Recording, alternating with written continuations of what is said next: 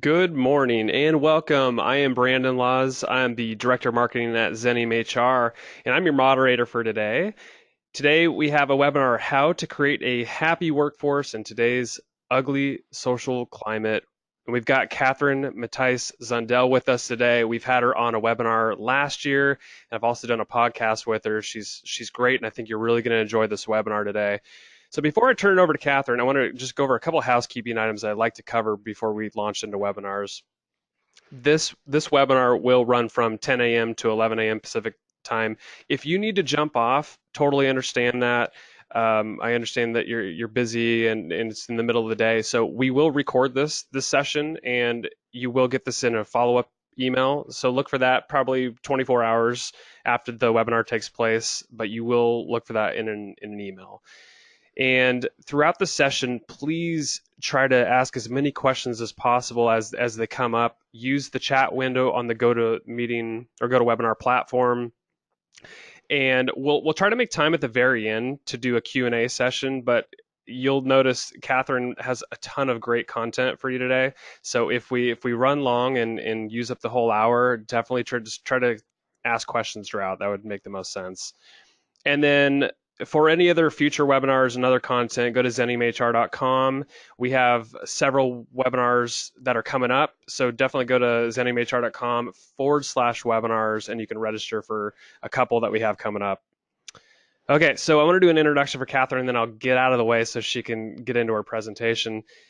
Catherine is a strategic HR consultant, coach, and trainer who partners with clients to change toxic cultures into positive ones.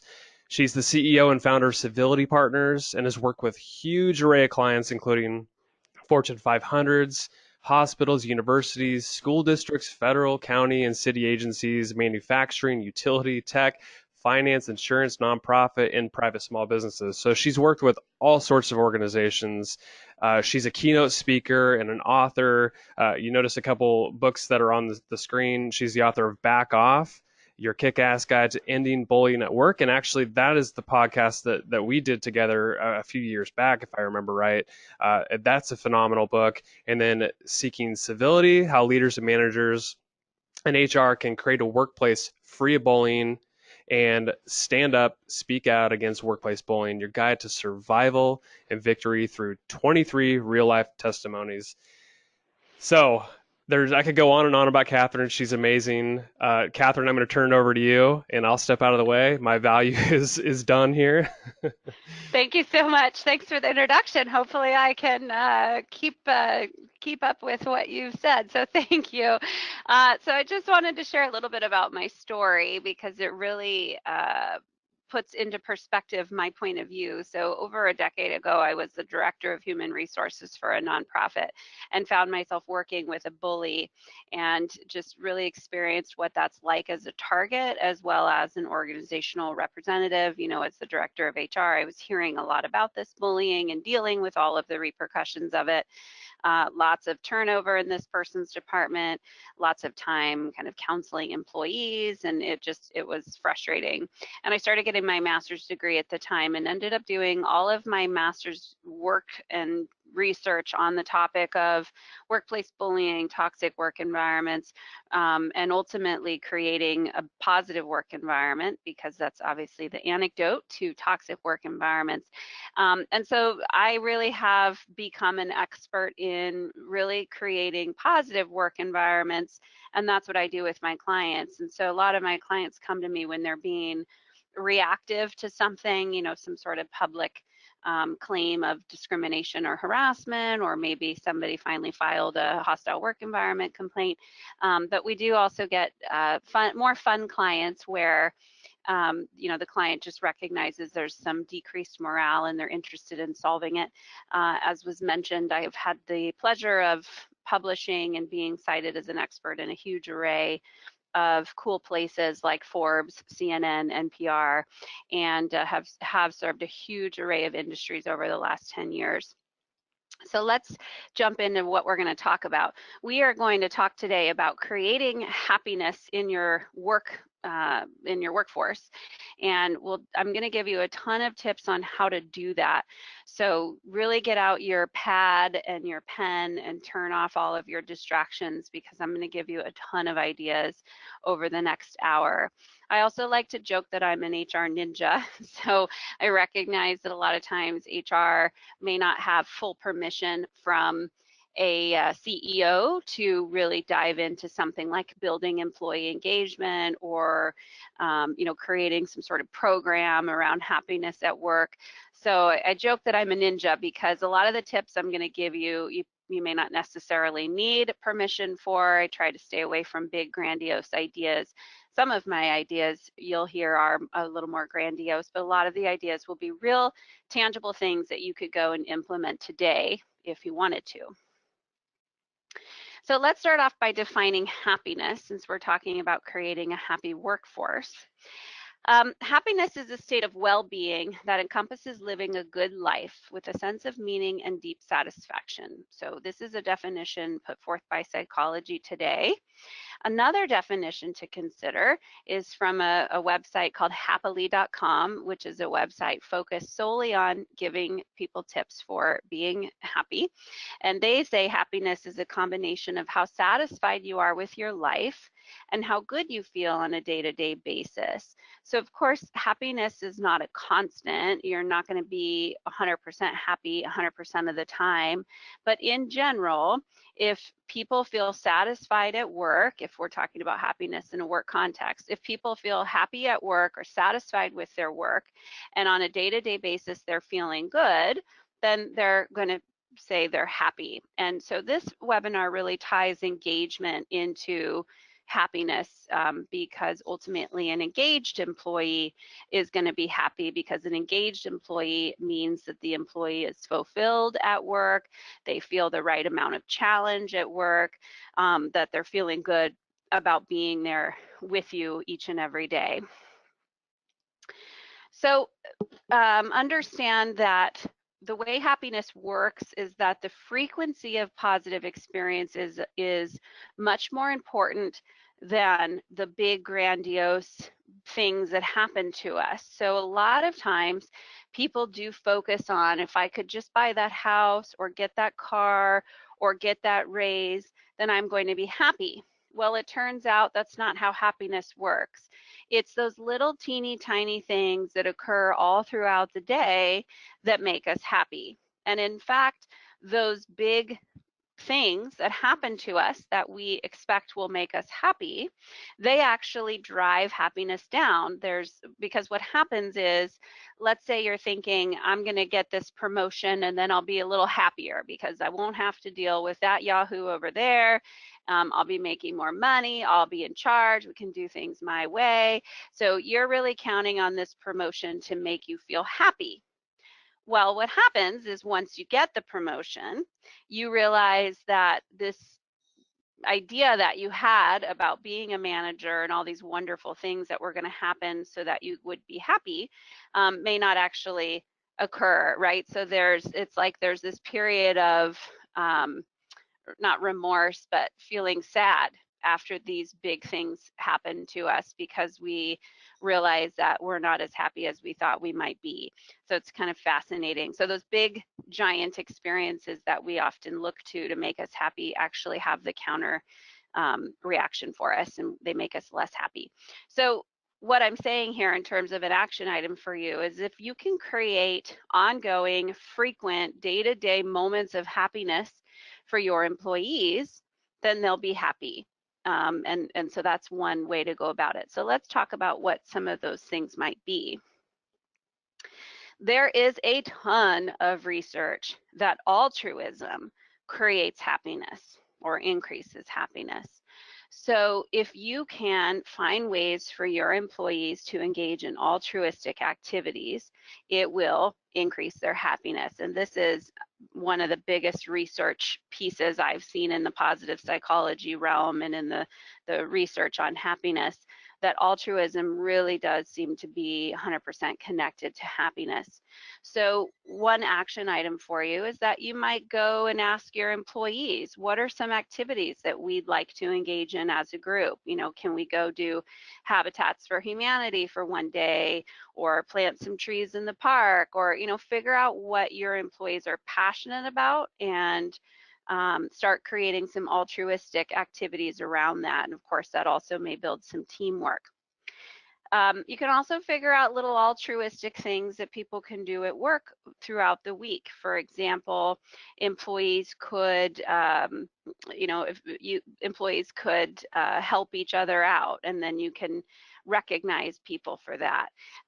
You can ask people for you know, if you have a mentorship type of program, those mentors would be engaging in some altruistic activities. So really the biggest tip here is to go back to your employees and find out what do they want to do in the realm of altruism and start implementing those types of things. Another big predictor of happiness is something that I call the 2 to 3 journal. And this is another research item I've seen come up over and over and over again. So here's the deal. What researchers have found is that if you were to spend 3 months writing down 3 things that you're happy about, or satisfied in, or that you feel gratified about, or that you're thankful for. So at the end of every day, take some time writing down these 3 items, and it has to be 3. Keep this journal for 3 months. At the end of those 3 months, you will feel more satisfied with your life. And the way researchers measure that is they have had research participants fill out a life satisfaction survey, and they get their scores back, and then they have them do this assignment for 3 months. And at the end of 3 months, they redo the life satisfaction survey, and it turns out almost 100% of the survey scores go up, which is really unheard of in research. So there really is this connection to taking the time to figure out what you're thankful for, happy about, satisfied with at the end of each and every day, and then doing that every day for 3 months. So then if you do it for another 2 months, 5 months, when researchers have done that, they have their participants fill out another life satisfaction survey, and their scores go up again. So there's something about that 5-month period. So you might consider having your employees do this. And just the proof that this really does increase life satisfaction is pretty amazing. So that could be a fun little activity that you all do together. Maybe you put time on everybody's calendar for 5 minutes towards the end of the day, so everybody's reminded to take the time to do it. I'll just share a quick story with you. I did a 5-week-long course for HR professionals, and we were talking about this. And so during maybe week 2 or 3, we talked about this exercise, and I challenged all of us to do it. And at the next week's course, one of the women commented that she was noticing that she was feeling better. And she actually, she was commenting that she was out in the garden doing some gardening and kind of thinking about what she was going to write in her journal. And she realized one thing she might write down is that she really loved her garden and was thankful she had a place to garden at her house, and she had these beautiful flowers and something she'd worked hard on. So that was one thing she was going to write down. And then she said her little old cat comes walking by, and she realizes she's thankful for this little old cat and that the little old cat's there with her. So going back to what I was saying before, it's these little teeny tiny things all throughout the day that make us happy, not the big grandiose things. And so this journal forces you to kind of think through what are those little things that are making me happy, so you don't forget about them. So there is an ROI of happiness. So in one academic study I'd read on happiness, These researchers did what's called a meta-analysis, which means that they looked at 225 other studies done on the ROI of happiness. And a meta-analysis means that they then take all that data and sort of run it through their statistical analysis. And in doing that, what they found is between these 225 studies on the ROI of happiness, that all of these studies showed that people who are happy are 31% more productive than people who say they're unhappy. They have 37% higher, or they're 37% higher in their sales than people who are unhappy. And they're 3 times as creative as people who are not happy. So there really is an ROI to creating happiness in your workforce. I'll just share a kind of a clear example of the creativity. I have a mentor here in San Diego who focuses on happiness and positive communication at hospitals. So she's a consultant, and that's her realm. She focuses on doctors and hospitals.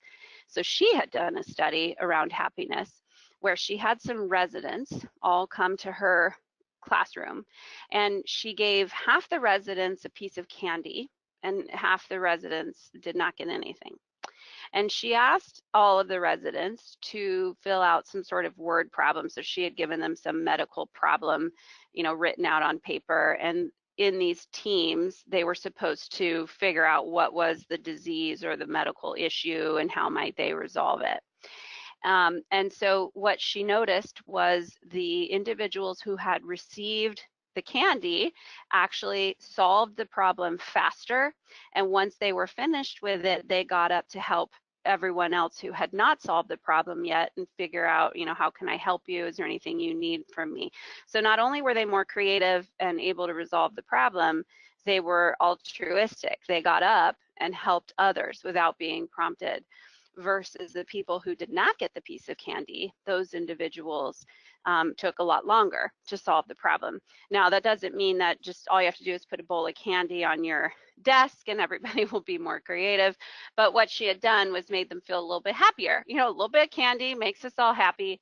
And so people responded to that. So any questions so far? I want to just take a pause for a second and encourage you to ask any questions or comments.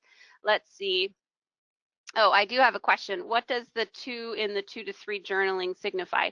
So the journaling is that you're going to journal 3 items at the end of each and every day for 3 months.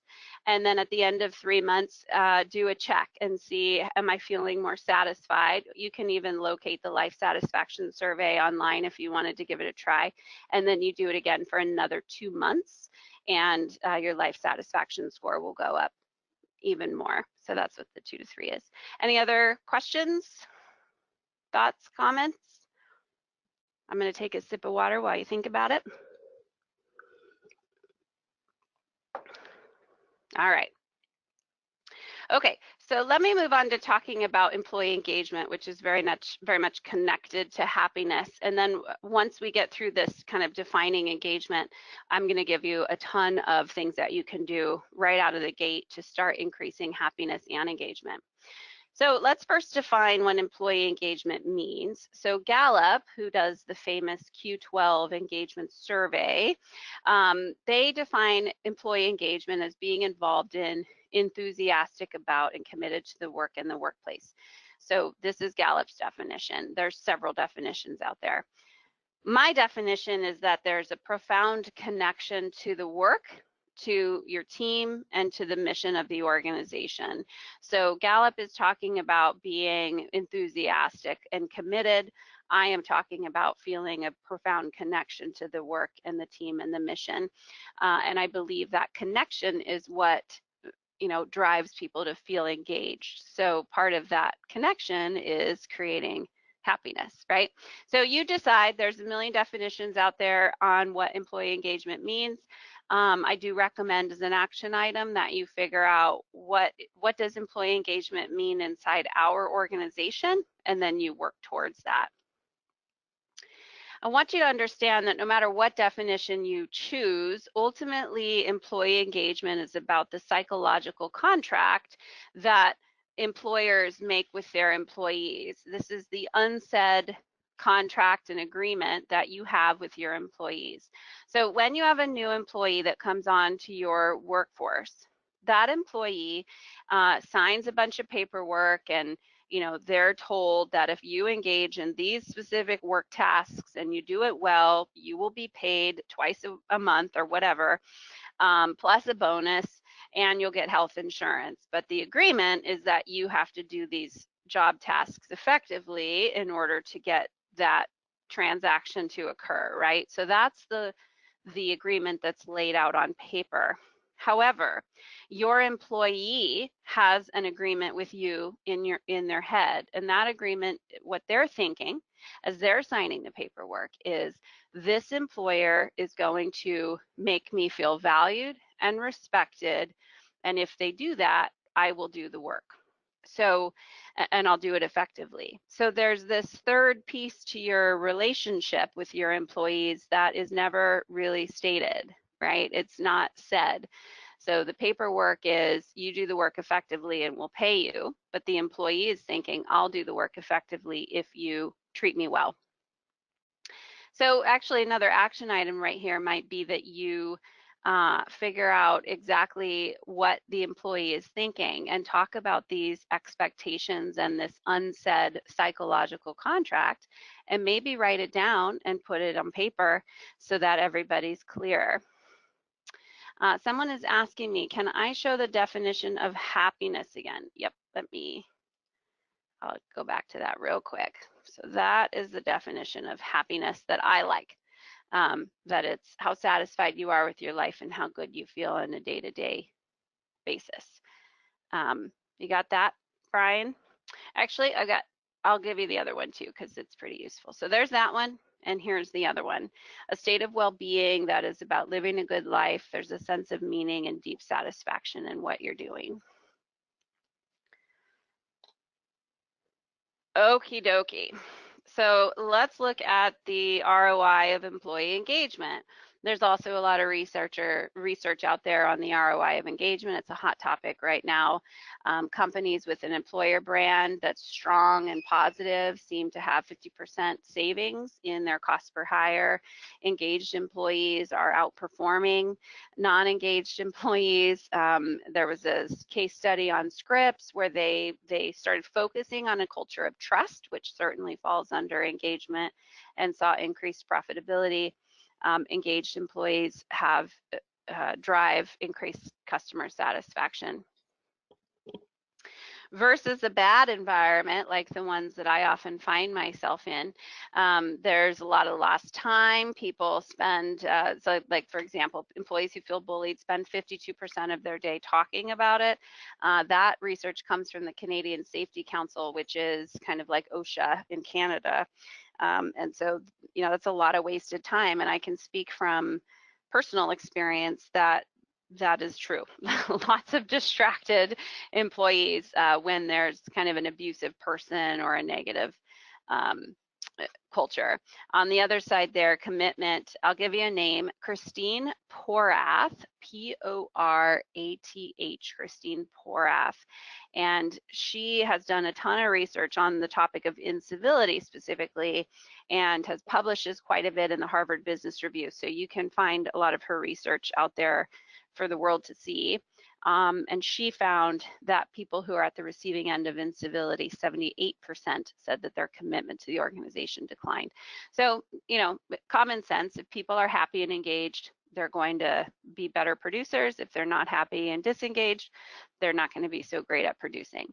So now the question is, how do we drive employee engagement and happiness? So let's jump in there. So my first tip for you has to do with your core values, your vision, and your mission, and ensuring that everybody understands what that's about. So employees who are happy and engaged feel connected to what you're trying to accomplish, right? And you could say, well, we're not in that kind of industry. We make I don't know, water filters or something. How do we drive people to feeling attached to that mission? Well, there is something that they're doing there that's important. There's a reason those filters have to be made. So if you can start connecting your employees to the end user, why it's important that you do what you do, that's what you need to be doing and communicating with your employees. And I'll give you some tips on that. So action item here for you. Consider what your vision, mission, and core values look like and how they read. Do your vision, mission, and core values read like they're corporate, or are they things that people can connect to? Are they profound and emotional? Do people feel something when they read or recite your core values? Because if they do, then they'll feel a sense of importance related to them. So this is one of those action items you would need your CEO on board with, obviously. You can't go changing your vision, mission, and core values. But I'll tell you, one of the things that I see a lot in dealing with toxic work environments, one thing that they all have in common is they either don't have core values or they have core values and they've been ignoring them and not living them. So what I see time and time and time again is that 15 years ago, some CEO went on an executive retreat and created a vision, a mission, and core values. Those items end up on a poster on the wall and maybe on the website, and they were never touched again. And that is not the way to use them. Your vision, mission, and core values are internal. They're meant to drive daily behavior all day, every day. So everything that your employees do should be one step closer to your vision, one step closer to your mission, and your core values are about how people should be behaving in order to achieve the mission and the vision. Let me give you an example of something you can do with your core values. So I worked with a chili hot dog restaurant chain, and they didn't have any values, and so we were talking about creating them and how to use them and all that kind of stuff. So through that process, we created some core values.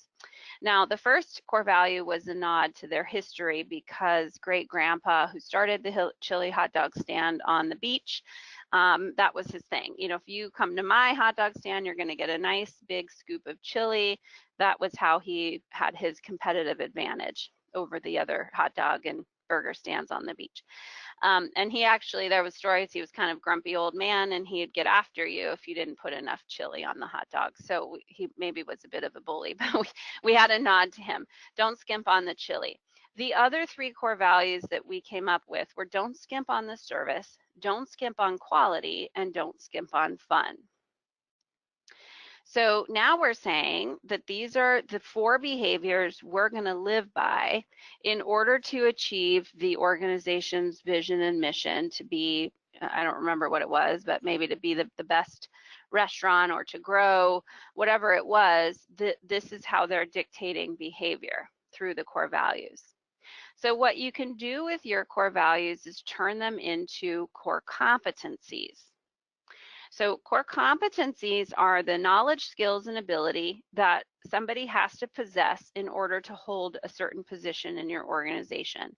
So for example, as an HR professional, your core competencies include being able to problem solve, having people skills, being able to translate the law into processes and things at work. In fact, the Society for Human Resources Management has a nice list of, I think, 10 competencies that HR professionals are supposed to have. That's all about your knowledge, skills, and ability. Well, now if you add your core values to those competencies, then what you're saying is everyone who works here has to be competent in these things. Let me give you an example. So what does quality look like, or quality work? So here's what this core competency is. So if you want to work as a cashier or a manager or whatever at this chili hot dog restaurant, it's now a chain of restaurants, then you have to be competent in quality, and here's what that looks like. You have to go the extra mile, you have to be a self-starter, your work doesn't need to be redone, and there's a strong effort that goes into your tasks that's pretty clear to the people around you. So now we're saying, in order to work here, if you're going to be a cashier, not only do you have to be competent at managing money and counting money, you have to be competent at quality work. If you want to be a cashier at this hot dog stand chain of restaurants, not only do you have to be competent in counting money and managing money, but you have to be competent in fun. And that means that you need to be perceived as in a good mood pretty often, that you enjoy other people, that you are seen engaging in conversations, and that you're often smiling. So if you're not doing those things, it means you're not competent in fun, and you don't belong working at this chili hot dog stand or restaurant chain of restaurants. So take those core values that may be sitting on your website that you may not be using and make them useful for your organization internally. Now, everybody's on the same page about how they're supposed to be behaving, and that is how you start driving people towards engagement and happiness. Any questions on this? Curious if anybody's already doing things like this.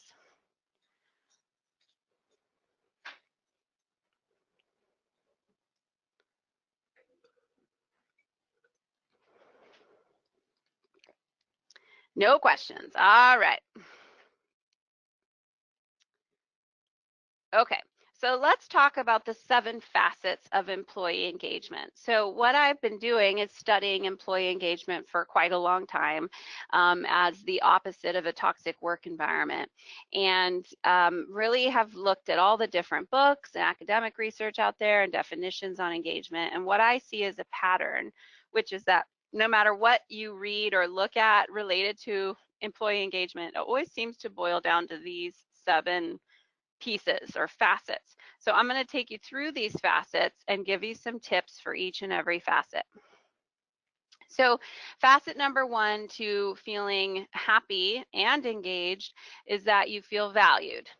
And so this refers to feeling valued for the contributions that you're making to the organization, feeling valued for your ideas, being able to execute those ideas, and having mission critical tasks. So if you have a receptionist answering a phone, he or she should understand that how they answer the phone is mission critical, right? That they need to do it in the right way, otherwise they could drive away customers, etc. So it's important that everyone understands, what their tasks are, but how they attach back to the mission. Another little random action item is you might put that in your job description. So all of your job descriptions have a summary or a scope, at the top that kind of lays out the what this person's responsibility is in 1 or 2 sentences. You may want to add in there, this position is mission critical because, and that will help start to drive that conversation. And then as you're updating job descriptions and performance conversations, etc., you can be sure to have the conversation about why their jobs are mission critical. I want to give you an example of what happens when you have an employee who feels valued and understands that their tasks are mission critical. So I did some training for a mosquito and vector control program, and so a lot of cities that have a problem with mosquitoes or lots of water around will have these. They're government organizations ultimately put up by the city council and funded by taxpayer dollars, where these individuals who work at these mosquito and vector control districts will come out and spray for mosquitoes. Here in San Diego, we have a creek in our backyard. They give us minnows every year so that the minnows can eat the mosquito eggs. So that's what they do. So their job is to kill mosquitoes, keep the mosquitoes and what they call vector bugs, which I guess are bugs that drink blood. So their job is to kill these bugs and help the community not get bitten by these bugs because they can cause West Nile virus. I see your question, Anna. Give me 1 second to finish my story and I will get back to it. And so anyway, I was doing this training, and during the break, I was just kind of chit-chatting with the people around me in my training, and I asked this one lady, I said something like, hey, you know, I know you guys kill mosquitoes, but tell me more about that. Tell me more about what you do here. And she said, no, that's what we do. We kill mosquitoes. And this other guy says, are you kidding? Is that all you think we do here is kill mosquitoes? He said, we are saving this community from West Nile virus. That's what we're doing here. And he was really, he almost could have been standing with his hands on his hips with a cape waving behind him the way he said it. He was so passionate about it. And so if you consider how that translates into their productivity, if the two of them are out at some sort of site spraying mosquitoes or spraying a pond to get rid of eggs, she is thinking she's just killing mosquitoes. So she's going to do, you know, maybe a 90% or 80% effort. She's just going to kind of spray the pond or spray this building and kind of call it a day, versus the individual who thinks he's saving the community from West Nile virus, or who is saving the community. He's going to take special care, make sure he gets every nook and cranny or every, you know, section of the pond. So that's, you know, him feeling valued and understanding that his role in the organization is mission critical for the community is going to affect how he performs. So I love that story. Okay, Anna says, how do you ensure core values are being implemented if you have multiple sites and are not always able to observe? That's a great question. I would take those core values that you've turned into core competencies and put them into your performance management system. So not only are people being measured on whatever else it is you're measuring them on with your performance system, they're being measured on the core values. So that's a simple answer. I also, Anna, have a list of 30 ways to bring your core values to life. If you'd like to email me, you'll see my email at the end.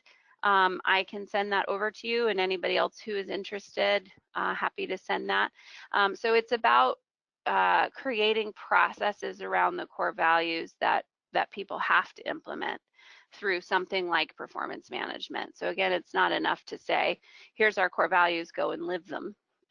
It's about ensuring there are programs in place that require people to live them.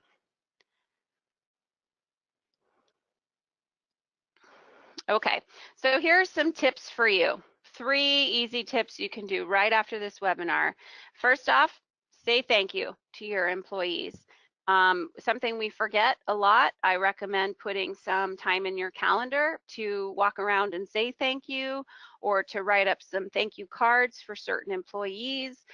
Make sure that saying thank you is a big part of your day or your week. Make sure that when you're talking with employees about their job tasks, or maybe training them on how to do something or giving them information about their tasks, that you really figure out how to insert information about how that task links to the organization's mission. Another way to make your employees feel valued is to really take the time to listen and implement the ideas that they have. So, you know, really spending time to have brainstorming exercises in your staff meetings, sending out emails that say, hey, I need to make a decision on X. What are your thoughts? So, you know, just really creating an environment where you're consistently taking in input and implementing that input. Okay, so work is the next facet of employee engagement, and work is what makes people happy and engaged when it comes to work is autonomy, feeling like they're trusted to do, you know, do their thing, feeling like there's flexibility, and they have to, of course, feel satisfied in their job.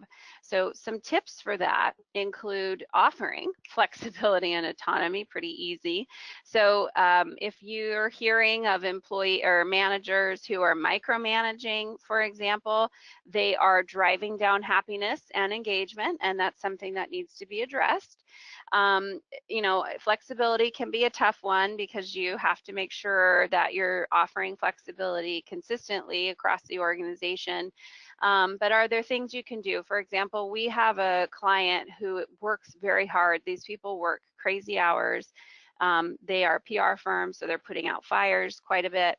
And so sometimes they may be there till midnight or what have you. And so they have a rule that on Friday you have to leave by 4:30. So that's just a way to say we're going to give you some relief. We will really want you to leave at 4:30 on Fridays, no matter what's going on. You have to provide work that feels challenging to your employees. So not only connecting their job tasks to the mission, but giving them work that feels challenging. And I'm going to talk more about that in a second. And also making sure that the work they're doing is helping them achieve some sort of personal and professional goal. So part of happiness is that people feel challenged to grow. Lots and lots of research on adults. We don't like to be stagnant. We do like to learn and grow. It's part of our human nature. It's part of our instinct. So ensuring that people are getting what they need to grow. So you probably have heard these days they're saying the performance management system is dead. And what that's really referring to is that we're no longer doing annual conversations, right? So if you can get managers to have quarterly meetings with employees where they are talking about personal and professional goals, and the manager and employee can collaborate to figure out what are some professional or what are some things I can have you doing in order to achieve those goals, and let's work together to help you achieve those goals. That's really going to drive happiness and engagement. So there was some research that I read, it came out of the Harvard Business Review, that there's a lot of research on what makes us happy. So different researchers have focused on different things. One researcher focuses on challenge, and what this researcher has found is that we are happy when we feel like we're appropriately challenged. So again, it is in our human nature to consistently grow. We're not stagnant. It's not part of part of our human DNA. So giving employees goals that are achievable but difficult, so they have to be challenging goals, and it can be little minor things. So let me give you an example. If you say this is due Friday, that's one way to give somebody an assignment. But if you know the assignment is difficult and maybe a little bit challenging and could take some effort, it's not just typing up something and sending it off. If you phrase it this way, I don't think most could get this done by Friday, but I know you can. You always come through. Now you're setting this up as, this is a little bit of a challenge. I recognize that, but I know you can achieve it. And again, it's those little tiny things throughout the week and the day that make us happy. So if this person can complete the report by Friday, it's going to be a little challenging, but they're going to accomplish it. And then at the end, when they do accomplish it, you acknowledge them for it. You have just increased their happiness. Versus if you tell someone this is due by Friday and you leave it at that, and you know that they may not complete it, this could be seen as bullying, the other side of it. If you're giving people so much work that they can't achieve it, or giving them work with a deadline that's impossible to meet, that's considered a bullying behavior, right? So kind of two opposites to consider. But again, the version on the blue side there is a way to build happiness. And this little thing, this little report or whatever it is that they get done, provided you acknowledge them for it and thank them for it, will be a happiness driver. So team is the third facet of employee engagement, and team is about feeling like you're part of a team, that you trust your team members and your leaders, that you are getting good feedback that's constructive and also able to give feedback to others, that you feel like your team communicates well, and that your team, all in all, is making good decisions. So this is an important piece of engagement and happiness. If you know anything about Maslow's hierarchy of needs, it's a pretty basic model that we've all learned about in high school or a low-level college class that we took. People really need to feel valued in order to be happy and in order to achieve sort of the best version of themselves. So it makes sense. It's part of our human DNA, again, to be social and be accepted by the groups that we're socializing with and feel valued by those groups. And according to Maslow, if you can feel valued by your group, then you can have more self-esteem and ultimately be the best version of yourself. So how we function in teams is important. Tying this back into happiness, there are two researchers who focus on what they call thriving. And in their mind, thriving is about learning and vitality. So that thriving they've attached to this research on happiness. And they're saying that if your employees or people in general feel like they're growing and gaining knowledge and skills, so they're learning, and also if they feel alive and passionate and excited about things, then that's vitality. And between those two things, you can drive, or then they're feeling thriving, or they're thriving at work, and that's going to drive happiness. So we're much more happy if we're thriving versus if we are content. So let me give you some more information on that. So if you're going to drive this thriving or this version of happiness or this piece of happiness in your employees, some tips around that are to give people the discretion to make decisions, give teams the discretion to make decisions, be transparent about why you do the things that you do, why things are the way that they are. Of course, there has to be civility, and people need feedback. And so these 4 tips aren't mine. They come from the researchers who have focused on this word thriving, that if you can deliver these 4 things to your employees, that will translate to them thriving or feeling happy. So, consider it. For example, I've been talking a lot about harassment prevention these days, given the rules in California where I live.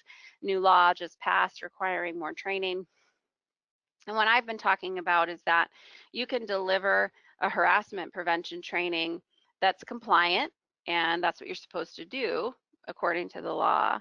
But if you can dig deeper with your employees and ensure that they're treating each other with civility, then A, you're going to prevent harassment, and B, they're going to thrive. They're going to feel more comfortable to speak up if there is something like harassment occurring. So again, it's human nature to feel valued and respected. And so if you have even small uncivil slights, you're creating an environment or allowing an environment to occur that is driving happiness down, and also driving down the possibility that people will tell you if they feel harassed. In terms of decision-making discretion, just to give you an example, Southwest Airlines, you hear the decision-making discretion when they're making their announcements, right? So Southwest knows that according to the FAA, there's certain things that have to be said to passengers before the flight takes off. And Southwest says you're free to deliver that information however you want. So if you've flown on Southwest, you know that sometimes it's pretty straightforward. Sometimes it's funny. Sometimes they all have their own little twist. So they know here's the task, you have to deliver this information, but how you do it is something we're okay with, you decide. So consider any of these tasks that your employees are doing, are there ways that they can be given some discretion around how they do it? So some tangible action items for you, some things you can do pretty easily here. Make sure that everyone knows how to give feedback. So a lot of times in a supervisory skills course, you probably train your supervisors on how to give feedback, but everybody really and truly is giving each other feedback. That's not just a supervisor activity or a manager activity. So I would recommend a training for everyone on how to give each other feedback and also how to receive feedback. I think it's important for managers to be trained on this new paradigm that we're operating in terms of performance management. So managers need to understand that it's no longer top-down feedback, that this conversation is now collaborative, focused on the employee's success and goals, and in focusing on their success and goals, then you can focus on the employer's success and goals. So you're tying in the professional and personal development of the employee to the growth of the organization. Another fun idea might be to do something crazy with your onboarding program. So we also have a nice list of ideas for onboarding that make it a little more fun. So if you can create opportunities right up front for your new hires to connect with their team in positive ways, then you'll be all set with reducing turnover, right? So simple example of that, not super crazy, but we're working with a client right now, and one thing I'm hoping they'll implement is like a bingo card with different little factoids of each person who works there, and then a new hire would have to, ask around and try to figure out which little factoid matches which employee, and if they get bingo, then they win a prize at the end of the week or something. And we had this idea because I learned that one of the executive committee members, who's pretty quiet and not like a super fun guy, he's pretty straightforward. He's nice, but he's not like fun and laughy. Turns out he was on The Price is Right. And so never would have guessed that. So that would be a fun little factoid to stick on this bingo card. If you want to get super crazy with it, this is one of the best ideas I've ever heard, is having a dance party for your new hire at the end of the week. So I saw this on a list of like cool things IT companies do. And so at the end of the first week, they throw a party in the new hire's honor. And actually the entire organization knows this coordinated dance, and the new hire sits in a king's throne, kind of a chair, and the whole organization does this little coordinated dance for the new hire. So you can go really crazy with it if you want. So email me at info@civilitypartners.com for this next piece around collaborative performance management. So if you're going to help your employees or your managers get more collaborative, have them ask these types of questions. Pretty easy. So hopefully you'll insert the core values as core competencies into your performance system, and you'll also insert these types of questions. So again, email me if you'd like. We have a nice list of questions to make your performance management conversations more collaborative. All right, another facet of employee engagement and happiness is the environment itself. So I always kind of joke, nobody gets excited about taupe or gray walls. There is a reason that the tech companies have gone a little funky, and I'm not saying you have to spend $1 million to revamp your entire office, but consider that if it's pretty plain looking, it's not going to get people jazzed. It's just not. So some tips for you: redecorate your office. Again, I'm not saying tear down everything and start over and get $1 million, but you could buy a couple bright colored chairs at Target and spice up a room. You can ask your employees to decorate a wall. You can put up some black, chalkboard paint, and give people the opportunity to write on the chalkboard. So you can do some fun, funky things for 20 bucks here, 50 bucks there, just to bring your workspace to life a little bit. So if you're looking around thinking we do have a lot of taupe and gray walls, consider finding some ways to provide a little pop of color. Oh, someone's asking me if I can show the collaborative questions again. Yes, I can. Where did I put those? Let me figure out where they are. There we go. All right, those are the collaborative questions. So what skills and talents do you have you'd like to use more of? Are there any projects you'd like to work on? What do you need from me? Again, email me, happy to send you more questions, and happy to send these slides over as well if that'll help. All right, so a couple more pieces of employee engagement as we wrap up here. Leadership certainly is an important part of engagement and happiness, and employees really have to trust that leaders believe in them and have their interests at heart, that they have to believe in the decisions that leaders make, and they have to feel like they're getting what they need to do their job, that leaders are providing resources for them and not setting expectations that they can't meet. I want to give you an example of how something simple can really drive down trust. So I have a friend who got a job at a background check company. And at the beginning, he was coming home and sharing that he was really enjoying working there, and it was pretty cool. And within the first week or so, he says, my boss says they're going to start doing Bagel Mondays, and this was a little email announcement that went out. Well, Bagel Monday rolls around, and of course, nobody ate breakfast because the bagels were going to be there. So they thought, and there were no bagels.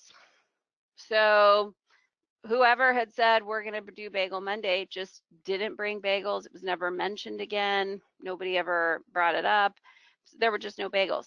And this was a Monday morning. They're busy, so nobody could go and get breakfast.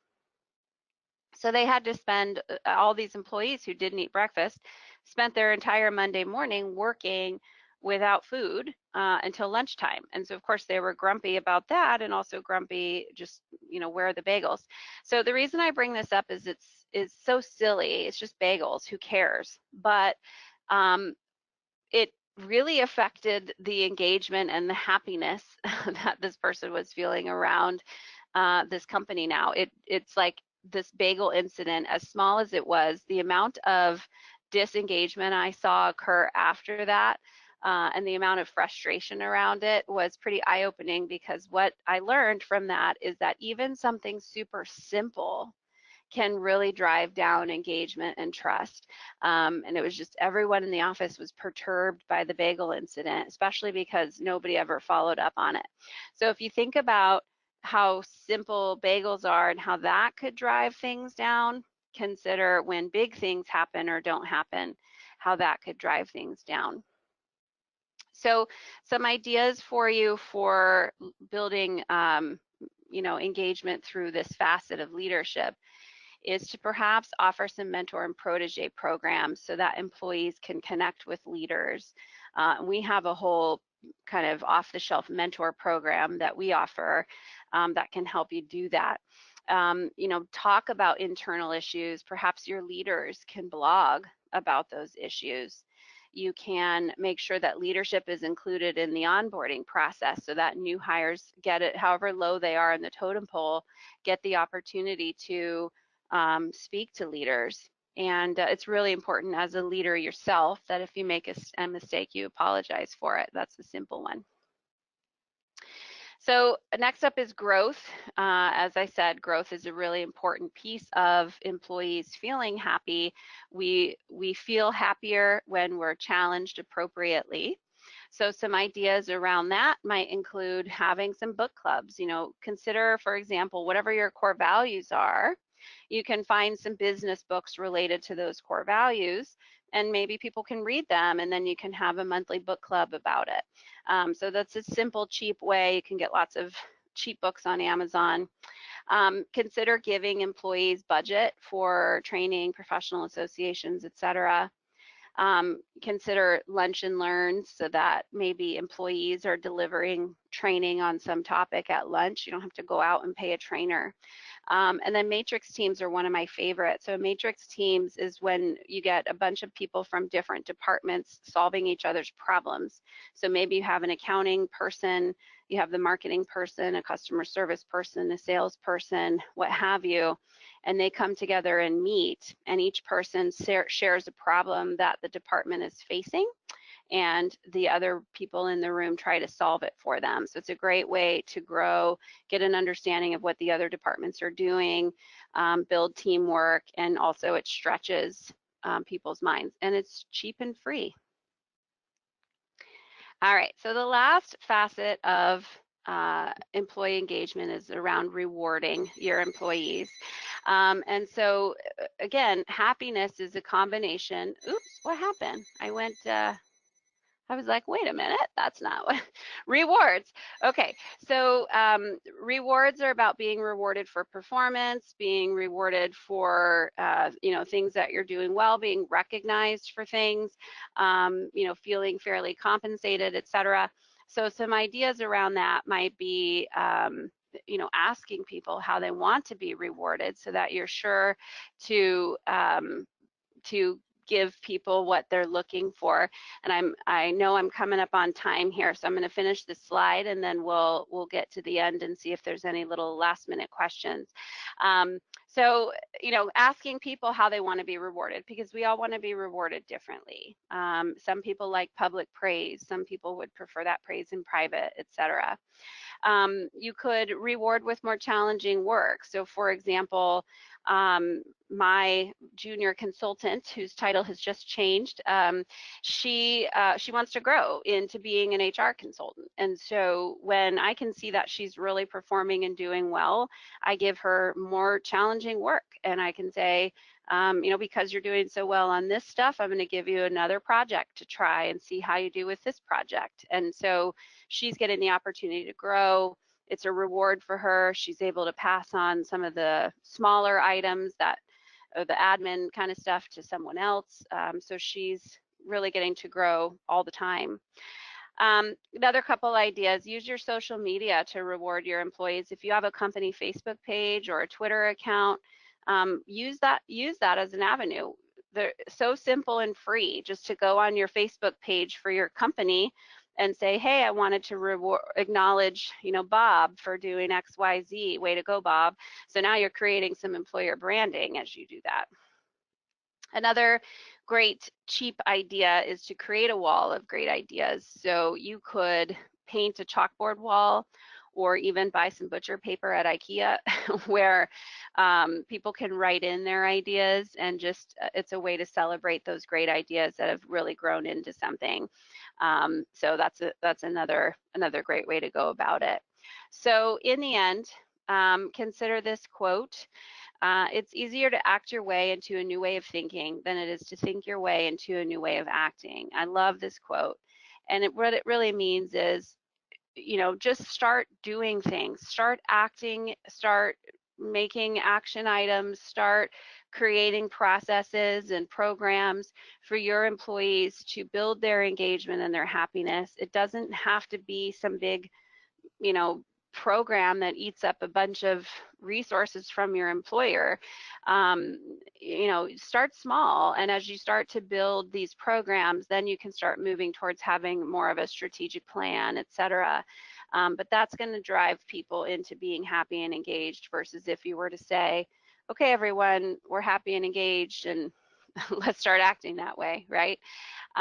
So I do actually have a strategic plan that I can share of for building engagement. It's just a template. It's not the plan itself that I've built with clients, but it's a kind of a template. So if you want to email me, I'll send you the plan template. I'll send you 19 questions for the one-on-ones where I gave you 3 of those types of questions to ask. I can give you a bunch more. And we also have a list of 30 ways to live your core values, not 20. So shoot me an email if you want those 3 things, or if you have any other questions, and happy to take on a question or 2 here if there's any others here at the end. Catherine, I'll jump back in, and I wanted to state, because we got this question over and over again throughout, are the slides and recording going to be available? Well, because some people came in late, we will make it available probably a few hours afterwards. We'll follow up in an email. But if you have any questions for Catherine specifically about any of the content or any of these tools and templates and questions that she has, definitely email her. The email address is on the screen: info@civilitypartners.com. There's a couple more questions, but since we're running a little late, I thought we'd end with this. Miranda asks, for growth, do you have some recommendations on generating an involvement?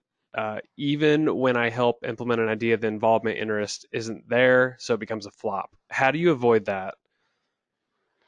I would say get your employees involved. So I don't know where those programs are coming from. If they're programs that you're creating and then saying, hey, we're going to implement this program, or if they're coming from some sort of a committee. What I do when I work with organizations is create what I call an action team that's made up mostly of employees, and then maybe a leader or 2 who's well respected and trusted. And the action team creates those types of ideas, and then I might implement them as their consultant, or they may go and implement them themselves. So you get more buy-in if the ideas are coming from the employees. And I've seen too where HR has maybe sent out a survey, do you want to go to the beach cleanup for the day? Do you want to do Habitat for Humanity for the day? Please vote. And that still flops because you've still driven them into these two choices. Maybe nobody is interested in either of those things. So that's my recommendation, is get more input from people around you about what they want and then try to implement those things. That's great.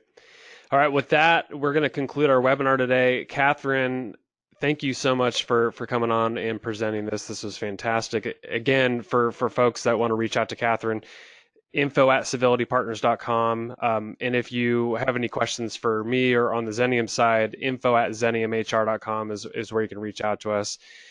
Have an amazing day. And again, Catherine, thank you for coming on. Yeah, thank you. Have a great day, everyone.